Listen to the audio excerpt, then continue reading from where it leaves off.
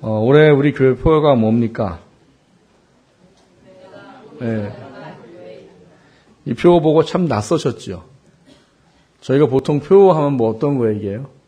뭐 신앙의 성숙이나, 말씀의 순종이나, 뭐 하나님을 더 사랑한다거나 이런 부분들을 표어로 잡기가 쉬운데, 올해 교회 표어가 내가 꿈이 가득한 교회입니다예요. 우리가 교회라고 하는 거에 대한 개념을 오늘 우리가 좀 명확하게 알기를 원하는 것은 우리가 교회로 부름받았기 때문에 그렇습니다. 우리가 그냥 예수님 믿고 구원받고 천국 간다 이게 아니고 우리를 교회로 부르셔서 이 세상 가운데 우리 교회에 또 가정에 또 직장에 또 내가 아는 많은 사람들 속에 교회로 살아가도록 부르심을 받았다는 거예요. 그래서 이 교회로 부름받았다는 것을 우리가 잘 알지 못하면 진정한 우리의 삶에 바른 신앙의 삶을 살아가긴 참 어렵습니다. 그래서 우리가 오늘 이 교회라는 것이 무엇인가라는 문제를 좀 함께 나누면서 이 교회로 살아간다는 것 위에 우리가 알아야 될 중요한 게 뭘까? 그 교회로 살아가기 위해 우리 삶에 어떤 것이 필요할까 하는 부분들을 좀 나눠보려고 합니다. 오늘 우리의 삶에 내가 교회를 부름받았다라는 것이 좀 깨달아지고 회복되어져서 하나님께서 나를 교회로 부르신 그 목적에 내가 온전히 합하여서 나를 통해 더 교회가 확장되어져 갈 수 있는 은혜가 우리 가운데 있어지게 되기를 주님의 이름으로 먼저 축원합니다. 첫 번째 함께 나누려고 하는 것은 함께 하늘의 부르심을 받은 거룩한 형제입니다 하는 겁니다. 첫 번째 주제가 좀 길지요. 같이 한번 읽어볼까요? 함께 하늘의 부르심을 받은 거룩한 형제입니다 하는 거예요. 지난주에도 말씀을 드렸듯이 교회라는 것을 이야기할 때 교회에 우리가 놓치지 않아야 될 게 뭐냐? 신앙생활을 혼자 하는 거 아니다라는 거였어요. 대부분 사람들이 내가 기도하고 내가 찬송하고 내가 성경 보고 내가 예배드리고 하다 보니까 신앙생활을 혼자 하는 것처럼 착각하는 경우들이 있어요. 물론 개인적인 하나님과의 관계는 우리가 해야 돼요, 혼자. 그런데 하나님이 교회라는 걸 주셨을 때는 이유가 있다고 그랬죠. 혼자 신앙생활하기 힘들기 때문에 이 말세의 영적 싸움을 혼자 하는 것이 힘들어서 교회 공동체를 주시고 서로가 서로를 그리스도의 장성한 분량에 세워가도록 하는 목적을 주셨다. 이게 지난주에 함께 나눴던 말씀이었어요. 오늘 본문에도 그 얘기를 동일하게 또 말합니다. 함께 하늘의 부르심을 받았다라고 말해요. 중요한 건 오늘 이 함께 부르심을 받았다는 이야기가 아니라 오늘 나눠볼 가장 중요한 이야기는 함께 하늘의 부르심을 받은, 지난주 말씀대로라면 한 소망을 품은 우리들이 어떤 존재로 부름받는 거냐라는 거예요. 그게 오늘 본문에 기록된 것처럼 뭐예요? 거룩한 형제로 부름을 받았다라고 말합니다. 이거를 다른 말로 좀 바꿔서 이야기를 드리면 교회로 부름받았다 이런 이야기예요. 거룩한 형제라는 말 자체의 의미는 구별된 사람이다라는 의미입니다. 거룩이라는 원어 자체가 원래 원뜻이 자루다, 나누다, 뭐 분리되다 이런 단어예요. 근데 그 단어를 우리는 이제 거룩이라는 단어로 이제 번역을 해놨죠. 혹시 여러분 머릿속에 거룩이라는 단어로 이미지를 그리면 어떤 형상이나 이미지가 그려지세요? 저는 이제 제가 성경을 연구하고 알기 전까지는 거룩 그러면 늘 교회에서 들었던 얘기가 뭔가 근엄하고 이렇게 뭐 뿌연게 안개가 있고 그런 데서 뭐 세광아 뭐 이런 하나님 이런 이미지가 컸던 것 같아요. 근데 제가 이제 성경을 알고 하면서 거룩은 구별된 삶이구나라는 개념의 의미입니다. 그래서 거룩을 구별된 삶이라고 말한다고 하는 것에는 우리가 세상을 살아가는 많은 사람들 중에 뭔가 다른 삶을 살아야 되는 사람이구나라는 거예요. 예수를 믿었는데 예수를 믿지 않는 사람과 똑같이 살면 아직 거룩한 백성이 아닌 겁니다. 아직 거룩한 백성이 아니고 거룩했다가 다시 옛날로 돌아갈 수도 있고 하여튼 중요한 건 우리가 부름받은 사람으로서의 합당한 삶은 아니더라라는 거예요. 그래서 거룩이라는 오늘 본문에 우리에게 함께 부르심을 하늘의 부르심을 받은 우리가 뭘 하도록 부름을 받았느냐? 거룩한 사람이 되도록 부름을 받았다라는 거예요. 거룩한 삶이 되는 것은 결국 무엇인가 하면 하나님의 말씀에 따라 그 말씀에 순종하며 살 때 세상과 구별되는 거예요. 그게 거룩이에요. 그래서 거룩이라는 단어를 다른 말로 표현하면 구별 이런 겁니다. 근데 이 구별이라는 것을 예전에는 조금 잘못 이해를 하셨었어요. 오래전 때는요.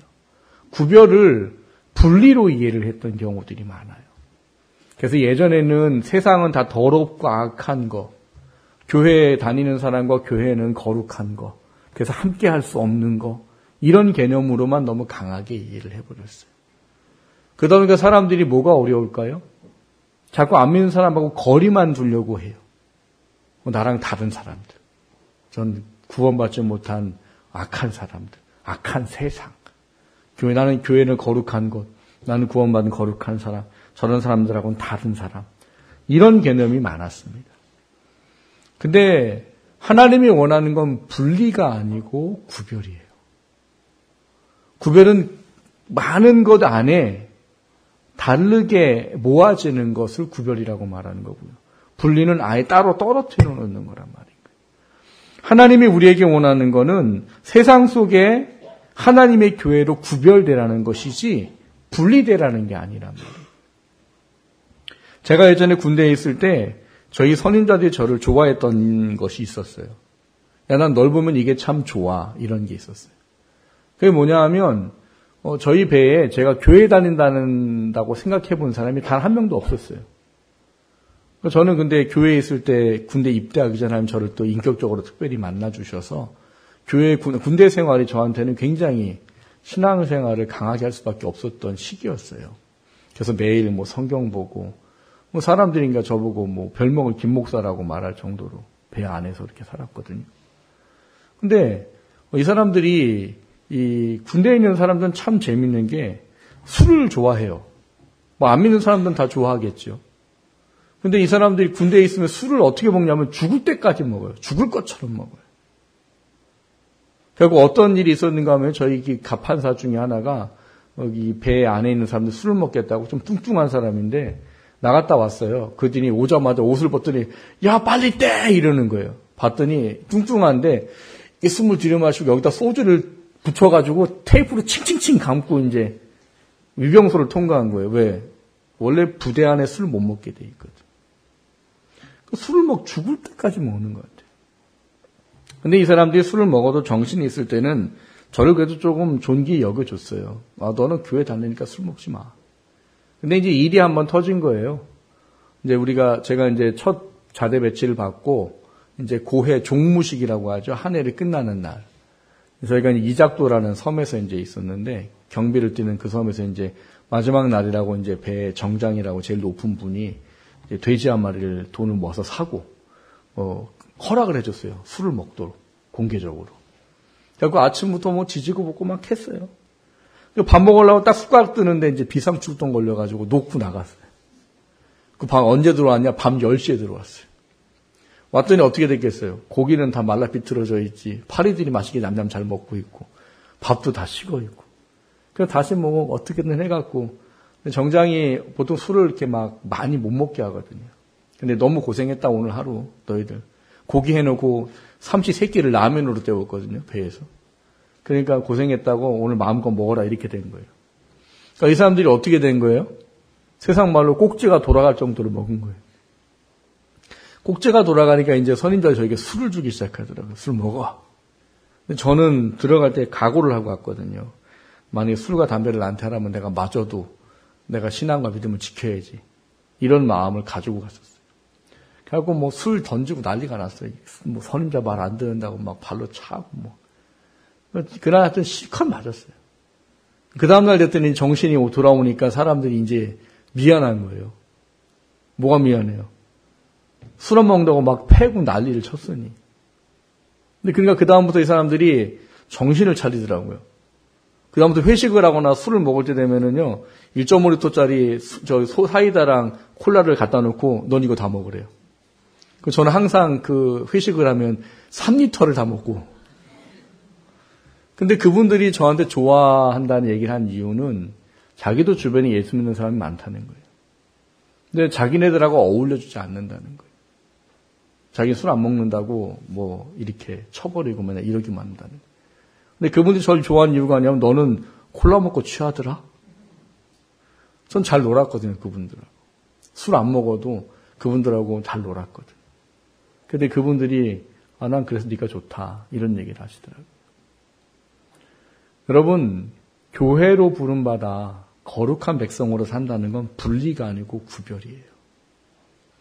왜 분리가 되면 안 되느냐? 우리는 교회로 부름받은 목적 중에 하나가 하나님을 드러내고 영혼을 구원해야 될 사명이 있기 때문입니다. 그게 교회로 부름받은 우리들에게 중요한 사명이에요. 근데 이거를 위해서 하나님 우리를 거룩한 삶을 살라는 거예요. 구별된 삶. 여러분, 우리가 예수님 믿지 않는 사람들과 똑같이 하면서 복음을 전하기가 가능할까요?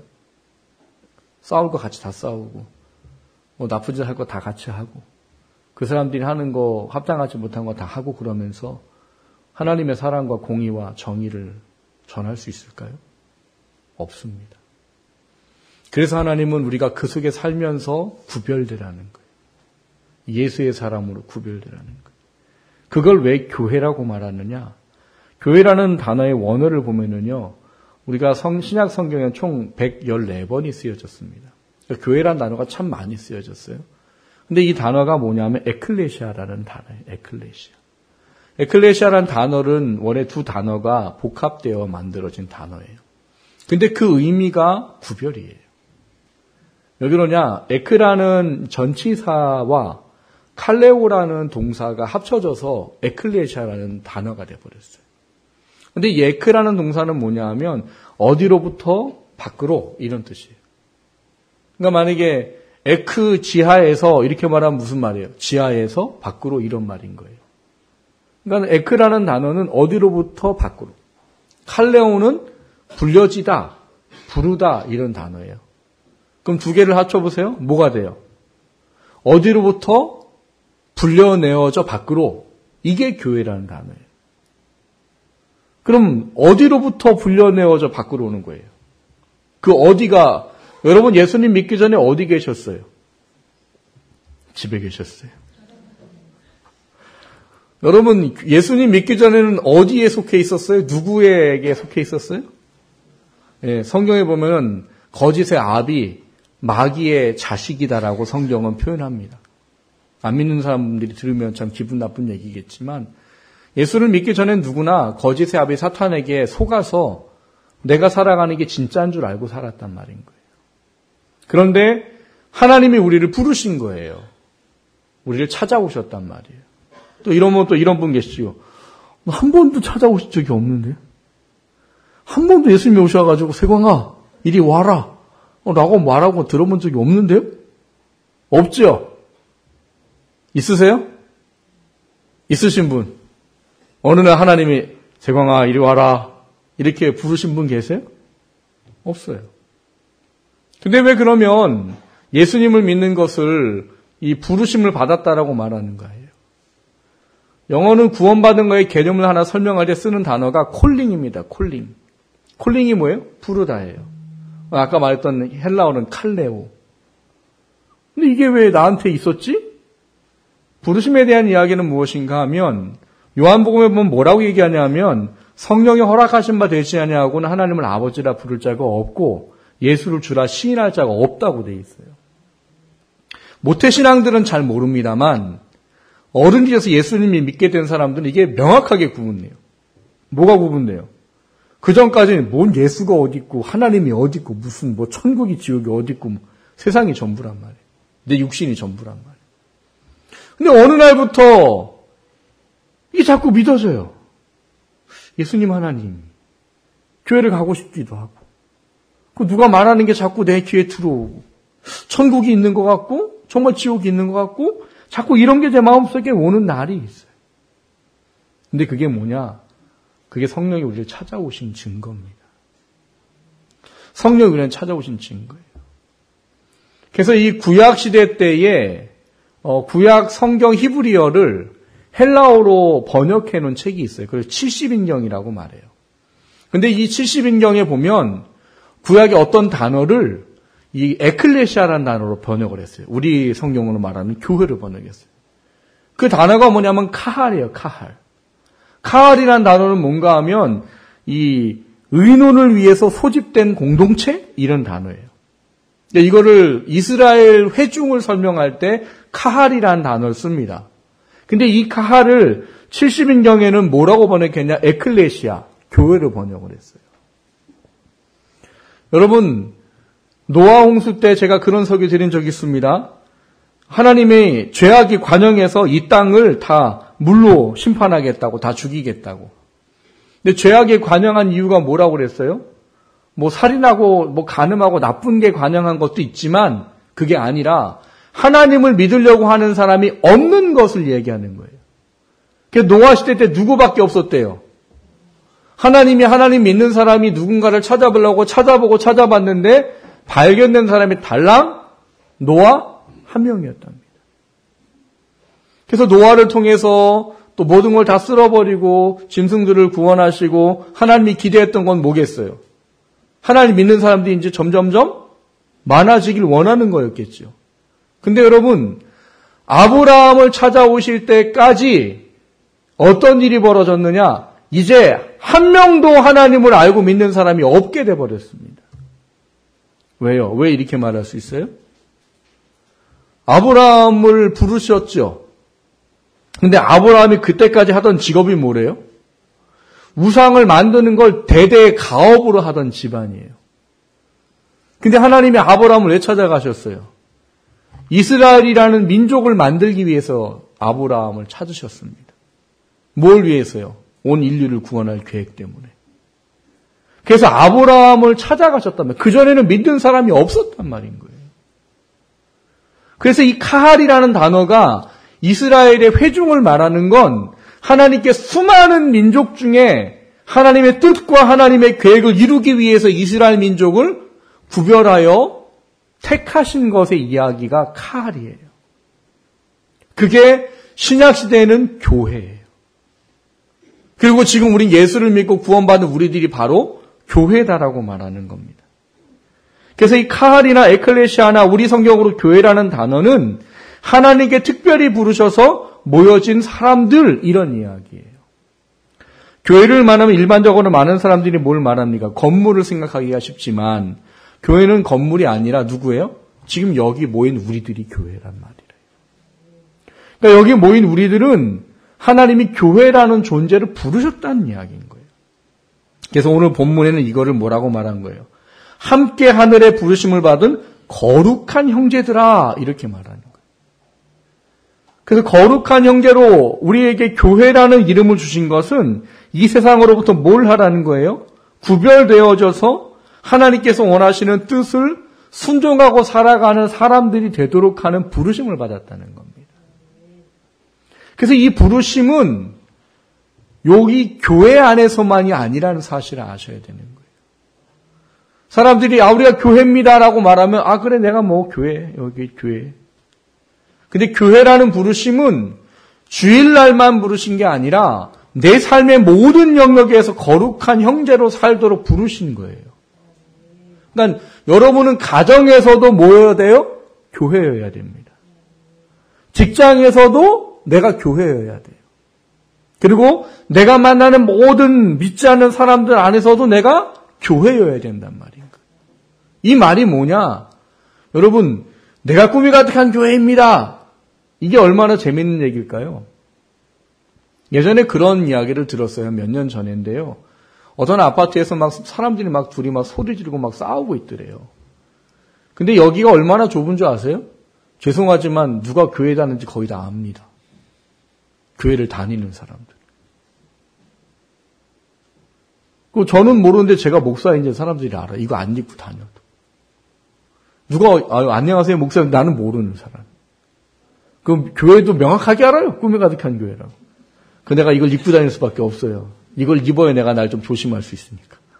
안 그러면은 근데 아침에 싸우고 있더래요. 근데 옆에 사람들이 그러더래요. 저 사람 어디 교회 다니는 사람이야. 이러더래요. 그러면서 말하길 저 교회에서 다니는 사람들은 되게 강해. 이런 얘기를 하더래요. 이게 무슨 얘기일까요? 우리는 나지요. 직장 가면 나지요. 그런데 사람들은 우리가 교회 다니는 걸 알게 되면 나를 나로 보는 게 아니라 교회로 본단 말인 거예요. 그리고 하나님은 우리가 세상 속에서 그렇게 부르셨습니다. 너를 통해 내가 전해지고, 너를 통해 그리스도의 사랑이 나타나고, 너를 통해 구원의 은혜가 나타나고, 너를 통해 하나님의 뜻이 드러나게 하라고 우리를 교회로 부르셨다. 그러니까 우리가 이 좁은 네포시라는 데 살면서 사람들이 그렇게 생각 안 하는 것 같지만 우리가 꿈이 가득한 교회를 다닌다면 저 꿈이 가득한 교회 다니는 사람 이렇게 바라본다는 사실이에요. 어떤 분이 그런 얘기를 하더라고요. 사람한테 자기가 교회 다닌다는 얘기를 할 때 그렇게 나는 꿈이 가득한 교회 다녀요. 이거와 나 교회 다녀요. 뭐가 다를까요? 안 다르신가 보다. 엄청나게 다른 거죠. 내가 어느 교회에 있는 사람이라는 대표성의 원리를 가지고 있다는 말이에요. 하나님은 우리를 거룩한 형제들아 하늘의 부르심을 받은 이렇게 말한 게 뭐냐 하면 우리가 하나님을 대표로 이 세상 가운데 살아가는 교회로 불렀다는 이야기예요. 그래서 거룩이라는 구별의 의미를 말하는 것이고 하나님 그걸 통해서 우리에게 말씀하시는 하나님의 원하는 것이 나는 너희들을 통해 이 세상 가운데 드러나고 나타나길 원한다. 그러니까 여러분들은 꿈이 가득한 교회를 이 지역 가운데 사람들 가운데 대표하는 다 대표자라는 이야기예요. 그게 올해의 주제인 겁니다. 표예요. 내가 꿈이 가득한 교회입니다. 내가 거룩한 백성으로 부름받아서 내가 이 꿈이 가득한 교회라는 하나님의 교회로 부르시는 그 뜻을 온전히 이루어 살겠다라고 하는 것에 대한 부분이 오늘 이 이야기입니다. 근데 오늘 이 삶을 살기 위해선 우리에게 특별 우리가 알아야 될 중요한 게 있어요. 그게 무엇인가 하면 오늘 본문에 보면 우리에게 중요한 이 교회라고 부름받은 것에 대해서 제시하는 게 뭐냐 하면 1절에 우리가 믿는 도리의 사도이시며 대제사장이신 예수를 깊이 생각하라 이렇게 말해요. 그러니까 우리가 교회로 살아가려면 뭐가 필요하냐? 우리의 세상 표현들 대장이신 예수님, 내게 앞서가시는 예수님, 그분을 깊이 생각하라라는 거예요.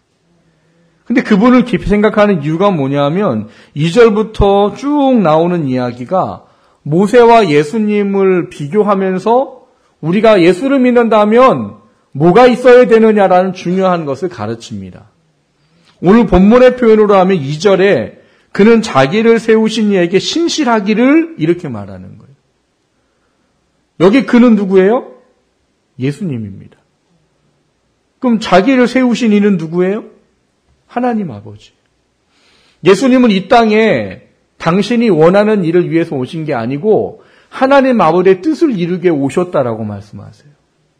아버지가 아버지의 자녀를 구원할 방법이 대속의 죽음밖에 없기 때문에 나는 아버지의 뜻을 이루기 위해서 여기 왔다라고 말하는 거예요. 근데 그거를 위해서 예수님에게 필요한 게 뭐냐면 신실하심이라는 게 신실하심. 여러분, 만약에 예수님이 신실하지 않았다면 우리는 구원을 받을 수 있을까요? 여러분, 예수님이 십자가에 죽기 위해 붙잡히시기 전에 뭐 하셨습니까? 겟세마네 동산에서 기도하셨죠. 근데 겟세마네 동산에서 기도를 하셨는데 그분의 기도 제목이 뭐였어요? 아버지, 할 수 있거든. 이거 좀 내가 안 겪고 지나갈 수 없습니까? 이 잔을 좀 내게서 좀 지나가게 해주시면 안 됩니까? 무슨 말이에요?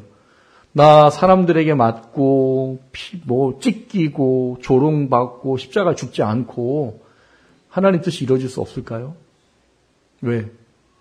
하나님이시지만 온전한 인간으로 오셨기 때문에 당신이 받으실 고통이 얼마나 힘든 것을 아시는 거예요. 피하고 싶은 인간에 뭐가 있는 거예요? 인간의 연약함이 예수님 앞에 찾아온 거예요. 그래서 기도하셨어요. 결론은 어떻게 내리세요? 내 뜻대로 마시고 아버지 뜻대로 되기 원합니다. 그게 여기서 말하는 신실하심이에요. 그러면서 이 신실하심을 누구와 비교를 하느냐? 모세와 비교를 합니다. 모세와 비교를 하면서 모세가 어떤 사람이었느냐? 하나님의 종으로 하나님의 집을 위해서 신실하게 일하는 사람이다 이렇게 말해요. 그러면서 예수님을 비교할 때는 근데 예수님은 아들로 그거를 신실하게 일하셨다 이렇게 말해요. 여러분, 종으로서 신실한 것과 아들로서 신실한 것의 차이점은 뭘까요? 여러분, 종은 왜 신실하지요? 신실하지 않으면 맞아요. 신실하지 않으면 얻어먹을 수가 없어요. 신실하지 않으면 잘못하면 죽어요. 그러니까 그들은 먹고 살고 생존하기 위해서 신실한 거예요. 그게 종의 신실함이에요. 근데 아들의 신실함은요? 아들은 일 안 한다고 먹을 거 안 주나요? 아들의 신실함은 아버지를 사랑하기 때문에 신실한 것이요. 그리고 그것이 나중엔 다 누구께 돼요? 자기께 되는 거예요. 그렇기 때문에 그 신실함이 종과는 다르다는 거예요. 그러니까 이 신실함의 다름에 대한 문제를 가지고 뭘 말씀하시느냐?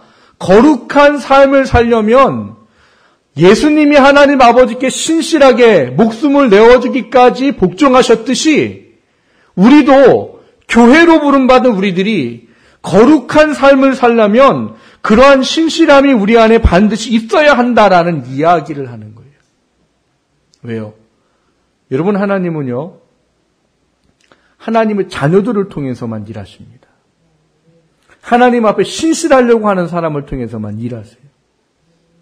여러분, 하나님 모든 사람을 구원하고 싶으시다면 어떻게 하실 수 있대요? 어느 날 갑자기 음성을 들리시면 돼요. 세상에 있는 모든 사람들아 들어라. 너희들 신이 있다고 말하지만 그것은 다 신이 아니고 신은 오직 유일한 나다. 그 내가 유일한 신이라는 걸 오늘 너희들에게 증명해 주기 위해서 이 땅에서 가장 악한 사람들을 내가 불과 유황으로 오늘 심판을 하리라. 그 말이 떨어지자마자 뭐 세상에서 악하다고 하는 사람들 있는 곳에 막 불과 유황이 막 떨어져서 다 죽어요. 그러면 전도할 필요 있을까요? 없을까요? 없어요. 알아서 믿습니다. 알아서. 믿지 말라 그래도 아주 교회가 미어 터질 거예요. 근데 하나님은요, 하나님이 당신이 세운 계획을 절대 안 어기셔요. 그 중에 하나가 뭐냐? 나는 사람을 통해서 이 세상을 다스릴 거야. 그래서 하나님은 전도라는 미련한 방법을 통해서 복음을 전하는 것이요. 하나님의 놀라우심을 나타내는 것을 사람이라는 존재를 통해서만 하신다는 거예요. 그게 하나님의 방법이에요. 하나님은 왜 성도들을 구원하고 왜 그들에게 교회라고 말하고 왜 그들에게 거룩한 삶을 살라고 하시느냐? 그것밖에는 하나님이 이 땅 가운데 하나님을 나타내고 영혼을 구원하고 하나님의 나라를 회복할 수 있지 없기 때문이에요. 사람을 통해서만 하나님을 하신단 말이에요. 그래서 우리를 부르신 거예요. 근데 너무나 많은 사람들이 이거를 잘 못 깨닫습니다. 그냥 나 사랑하니까 나 구원하시고 천국 가라 하시는구나만 생각해요. 그러면 하나님은 여러분을 교회로 부르신 것을 온전히 이룰 수 없게 됩니다. 사랑하는 성도 여러분, 하나님 우리를 거룩하라고 부르셨어요. 우리 이 땅 가운데 하나님을 대표하는 교회로 부르셨다는 사실을 다시 한번 깊이 묵상하시기를 주님의 이름으로 축원합니다. 두 번째로 드리고자 하는 것은 그럼 교회로 산다는 건 뭐냐는 거예요. 오늘 본문에 보면 이 교회로 살도록 하기 위해서 세 가지의 중요한 이야기를 제시해 줍니다. 하나는 7절에서 8절까지인데 성령이 이르신 바와 같이 오늘 너희가 그의 음성을 듣거든 광야에서 시험하던 날에 거역하던 것 같이 너희 마음을 완고하게 하지 말라예요. 우리가 하나님을 대표하는 교회를 살려면 거룩하게 살아야 됩니다. 하나님 말씀에 순종하고 살아야 된다는 말이에요. 근데 그거를 성경이 깨달아지고 알아지고 받아들여지는 사람만 할 수 있다는 사실이에요. 여러분 설교 다 듣는다고 다 똑같이 깨닫고 다 똑같이 할까요? 아니라는 거 아시잖아요. 근데 왜 사람들이 안 하느냐? 오늘 본문에 보면 하나님이 성령께서 깨닫게 하시는 것을 마음을 완고하게 만든다는 거예요. 완고하게 만든다는 말이 뭐냐면 하나님이 내게 부탁하시고 명령하시고 말씀하셨는데 나는 그거에 대해 마음을 닫아버리는 거예요. 그거 하면 힘들어. 그거 하면 손해돼. 그거 하면 내 행동이 제약돼. 그거 하면 재미가 별로 없어. 마음을 완고하게. 근데 마음을 완고하게 되면 뭐가 된대요? 광야 40년에 불순종으로 멸망할 출애굽 1세대와 똑같은 삶이 된다고 말합니다. 이걸 바꿔서 말할까요? 가나안 땅에 들어가는 것과 마찬가지로 하늘나라에 들어가야 됩니다. 근데 1세대처럼 마음을 완고하게 하면 하늘나라의 나라에 들어가는 것이 하나님의 은혜가 되지 않는단 말이에요. 광야에서는 다 죽었죠. 우리는 예수 믿으면 죽지 못해요. 천국 반드시 가요. 가지만 뭐가 없다요? 하나님 영광과 면류관과 상이 없다는 거예요. 거룩한 삶을 살려면 하나님의 말씀에 내 마음을 완고하게 하지 말아야 돼요. 내 가치관, 내 어떤 유익, 내 어떤 쾌락, 즐거움 이런 것 때문에 하나님이 하시는 거룩의 삶에 대한 것을 마음을 막아버리지 말라는 거예요. 그 마음을 막아버리면 우리는 결코 순종하며 살 수 없기 때문입니다. 두 번째로 제시한 건 무엇인가 하면 이 세상에 미혹되지 않도록 하라는 거예요. 보면 10절에 보면 그러므로 내가 이 세대에 노하여 이르기를 그들이 항상 마음이 미혹되어 내 길을 알지 못하는도다 이렇게 말해요. 앞서 말씀을 드렸듯이 우리는 교회로 부름받았습니다. 교회라는 것은 사탄의 속임수 아래 놀아나던 우리들이 하나님의 자녀로 불러내어져 따로 모여지는 사람들이란 말이에요. 사탄은 우리를 어떻게 속여왔을까요? 육신이 전부야. 너가 전부야. 네가 원하는 게 전부야. 잘 먹고 잘 사는 게 전부야. 너가 높이 올라가는 게 전부고 너만 잘 되면 전부야. 그게 사탄의 속임수예요. 그래서 내가 내 인생의 주인이고 내가 내 인생의 가장 중요한 초점이 되어지도록 하는 게 사탄의 속임수예요. 근데 그런 사람들이 예수님이 나 같은 죄인을 대신 십자가에 죽어주셨습니다라는 것을 깨닫게 되면 인생의 주권이 바뀌어집니다. 그게 예수 믿는 거예요. 그러면 인생의 주권이 나한테 없어요. 사람들이 뭐라고? 내 인생 하나님 겁니다. 내 인생 주인이 주님이십니다.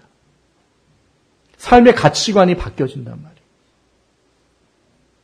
근데 그거를 우리가 잘 지키고 살아가야 된다는 거예요. 왜? 예수 믿고 구원받아서 예수님 내 인생 내 거 아니에요 라고 해도요. 사탄은 어떻게 하든 어떤 유혹과 시험을 하든 거기로부터 다시 사탄의 권세 아래로 돌아오도록 자꾸 우리 유혹하고 시험하고 우리를 자꾸 영적으로 공격을 해요. 그래서 자꾸 세상의 재미를 따르려고 하고 자꾸 내 욕망을 따르려고 하고 자꾸 내 욕심을 따르려고 하는 그런 거로 자꾸 우리를 끌고 간단 말이에요. 근데 거기에부터 우리를 지키라는 거예요. 그래야 뭘 할 수 있어요? 거룩한 구별의 삶을 살 수 있습니다. 여러분이 이 생각을 잘 하셔야 됩니다. 거룩한 삶은 사탄이 주고자 하는 육신의 모든 욕망과 육신의 모든 소욕으로부터 반대의 삶을 사는 거예요. 그게 하나님께서 우리에게 말씀하시는 뭐예요? 거룩한 삶입니다. 그리고 마지막 세 번째가 13절, 14절의 이야기입니다. 13절, 14절을 보시면 오직 오늘이라 일컫는 동안에 매일 피차 권면하여 너희 중에 누구든지 죄의 유혹으로 완고하게 되지 않도록 하라. 우리가 시작할 때 확신한 것을 끝까지 견고히 잡고 있으면 그리스도와 함께 참여한 자가 되리라. 뭘 얘기하고 있습니까? 우리가 이런 삶을 살기 위해서는 교회라고 묶어주시는 사람의 도움이 필요하다는 거예요. 그래서 본문에 보면 오늘이라 일컫는 동안에 매일 피차 권면하라는 거예요. 뭘 권면하라는 거예요? 육적인 삶을 살면 안 된다고. 우리는 영의 가치를 가지고 살아야 된다라고. 그게 내가 추구해야 될 삶이라고 그거를 자꾸 권면하라는 거예요. 거기에 마음을 맞추라는 거예요. 그래서 14절에 이런 것들을 통해서 우리가 시작할 때 확신한 것을 끝까지 견고히 붙잡아야 된다라고 가르칩니다. 하나님이 우리가 거룩한 백성으로 살도록 부르신 그 부름을 위해서는 우리가 세상 가운데 교회라는 존재로 살아가기 위해서는 우리가 우리 안에 이 강한 하나님의 능력이 소유되지 않으면 안 된다는 거예요. 앞서 광고 시간에도 말씀을 드렸듯이 저희가 다음 주 주일부터 40일 동안은 캠페인을 합니다. 캠페인이라는 것은 뭐예요? 어떤 뭔가를 알리고 그거를 이루기 위해서 기간을 정하고 그거에 관계된 것을 하도록 하는 게 캠페인이에요. 40일 동안 우리는 뭘 할 거냐? 올해 우리에게 주어진 6가지의 실천 사항을 한 주 한 주 살펴볼 겁니다. 여러분 주보의 앞면에 보면 우리 교회에 실천 사항이 있어요. 첫 번째 뭡니까? 여기도 있어요. 첫 번째 예배자, 두 번째 훈련자, 세 번째 전도자, 네 번째 치유자, 다섯 번째 화해자, 여섯 번째 소명자. 근데 이 6가지가 뭐냐? 우리가 교회로 살아갈 수 있는 방법이에요. 교회로 살아갈 수 있는 바른 길이고 교회로 살기 위해서 우리에게 필요한 힘을 얻는 방법이에요. 여러분 예배에 실패하면 다 실패합니다. 근데 어떤 분들은 예배를 주일만 드리면 되는 줄 알아요. 우리나라는 왜 수요 예배가 있을까요? 이건 누가 만들어 놓은 거예요 도대체? 목사가 수요일 날 쉬는 날이면 얼마나 힘든 줄 아세요? 어디 못 가요. 여러분 근데 수요일을 누가 만들었을까요? 외국은? 없어요. 징글징글하게 우리나라만 있어요. 새벽 예배도 우리나라, 수요 예배도 우리나라, 심야 예배도 우리나라. 이놈의 나라는 왜 이렇게 예배가 많아요? 곰곰이 생각해 보세요. 이걸 왜 만들었을까? 수요일이 일주일에 딱 중간이에요. 여러분 주일날 하나님의 은혜가 있어서 말씀이 깨달았어요. 하나님 내가 이렇게 살아야 되겠네요. 문 밖에 나가면 잊어버리죠. 하루 이틀 가면 잘 가는 거죠. 그래서 수요일이 있는 것 같아요. 또 와서 들으라고. 그리고 이제 뭘 준비해야 돼요 또? 주일을 준비해야 되잖아요. 금요일 날은 와서 기도하고 찬양하고. 여러분 심야 예배 우리가 9시부터 한 11시까지 드리거든요. 심야 예배 때 그 시간 여러분 교회 안 오면 뭐하고 계실까요? 친밀은 나의 목자시니 내게 부족함이 없으리로다. 나를 실만한 물가로 인도하시고 나를 쉬게 하는도다. 누가요? TV가. 아니면 또 엄한 데가 있겠죠. 엄한 데는 하나님이 기뻐하실 때가 아닌 경우들이 많아요. 여러분 신앙은 비례적인 겁니다. 은혜의 자리에 있을 때 채워지고요. 은혜의 자리에 있을 때 성령의 충만함이 임하는 것이. 다른 데에 있으면서 성령의 충만하게 원하십니까? 그거는 거짓입니다. 예배가 회복돼야 돼요. 훈련입니다. 여러분 훈련 안 하고 예배만 드리고 신앙이 더 건강해지고 단단해질 수 있을까요? 제가 목회를 지금 저희 교회만 15년째 하고 있어요. 그 전에 얼마나 많은 교회를 또 했겠어요. 제가 4교회를 거쳐왔거든요. 부목사를 하면서. 제 모교회도 평생 또 자라왔고. 근데 제가 느끼는 건 뭐냐 하면 예배만 가지고는 안 되더라는 거예요. 말씀에 훈련을 하고 자기를 훈련의 자리에 넣어놔야 신앙이 성숙하고 성장하지 예배 갖고는 부족하더라는 겁니다. 그 다음 세 번째는 전도자예요. 우리가 교회를 부름받았다고 할 때에는 우리에게 중요한 사명 중에 하나가 전도입니다. 이 전도는 하나님의 명령이지 선택사항이 아니기 때문에 우리가 못할 뿐이지 어려워할 뿐이지 안 해도 되는 건 아니라는 거예요. 그거에 대한 이야기를 나눌 거고요. 넷째 주에는 치유자입니다. 우리는 상한 심령과 죄로 말미암아 죽어진 사람들을 하나님과 회복하게 하고 또 온전하게 하는 치유자의 사명을 받았다라는 거예요. 다섯 번째는 화해자예요. 여러분 교회인 우리가 원수 맺음을 풀지 않고 복음을 전할 수 있을까요? 교회인 우리가 화해하지 않고 교회가 될 수 있을까요? 어렵습니다. 마지막은 소명자입니다. 이 소명이란 단어는 사람들이 목사들한테만 있는 줄 알아요. 저희들은 소명을 받고 왔다고 또 생각하거든요. 근데 여러분, 소명은 하나님이 목사만 부르신 게 아니라는 사실. 여러분, 저도 여러분과 똑같은 하나님 앞에는 몸에서 성도예요. 다만 막중한 책임을 맡겨주신 것 뿐이지. 그 일에 대한 차이만 있을 뿐이지 여러분도 하나님 앞에는 다 소명자로 부름받은 하나님의 자녀예요. 그것이 무엇인지를 알아야 된다는 것입니다. 40일 동안 여러분, 저희들은 하나님 하늘의 부르심을 받은 거룩한 형제들로 살아가는 게 뭔지를 한 주 한 주 나눠볼 겁니다. 간곡히 부탁을 드리고 싶은 건 이 40일 동안만이라도 온전히 공예배에 좀 참여를 하십시오.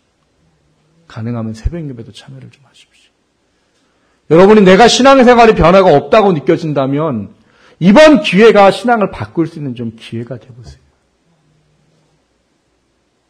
하나님과 더 긴밀히 가까워지고 내가 하나님께 교회를 부름받았다는 것이 회복되어지고 나를 통해 하나님의 교회가 확장되어지는 역사를 소망하는 시간들이 되셨으면 좋겠습니다. 40일 동안 6가지 주제를 살펴보면서 내가 거기 안에 얼마나 지금 멀어져 있는가 가까이 있는가를 좀 돌아보고 점검하는 시간 되시고 이 기간 동안 예배가 회복되고 훈련의 소망함이 품어지고 복음 전도의 역사가 세워지고 치유하는 자의 사명이 또 화해하는 은혜가 또 우리 안에 소명으로 온전히 살아갈 수 있는 힘과 능력이 다시 한번 품어지기를 원합니다. 그래서 우리가 세상에 나가섰을 때 교회든 가정이든 직장이든 내가 꿈이 가득한 교회입니다라는 그 이야기를 자신 있게 할 수 있는 우리가 될 수 있기를 주님의 이름으로 축원합니다.